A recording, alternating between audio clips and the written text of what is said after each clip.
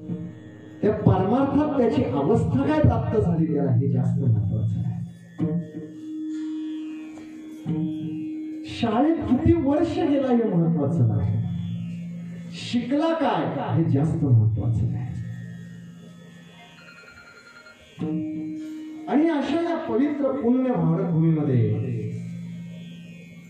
संस्कारांची भूमी, विचारांची भूमी, या ठिकाणी माणसं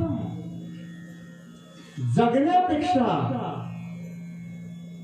संस्कारांवर प्रेम करत असतात, विचारांवर प्रेम करत असतात. मरण आलं तरी 72 पण चारित्र्य जाता कामा नये, समाजात मान झुकता कामा नये, स्वाभिमान गहाण पडता कामा नये. प्रत्येक माणूस त्या गोष्टीला जागत असतो. पोट भरायला तर काय रस्त्याने फिरणारी कुत्री काय पोट भरत नाही तरी थोडी श्वान सुखरे बापुरी का ते आपल्या पोटाचा उदरनिर्वाह करत नाही. जगात आलेल्या प्रत्येक माणसाला ज्याला चोच दिले त्याला दाना ईश्वराने निश्चित दिलेला आहे. ज्याला या भूतलावर निर्माण केलं त्याला अन्न, निवारा या सगळ्या गोष्टी भगवंताने तयार करून ठेवलेल्या आहेत.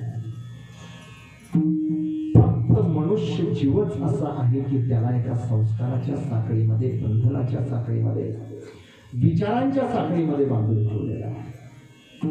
ह्या देशातली माणसं केवळ पैशावर प्रेम करत नाही,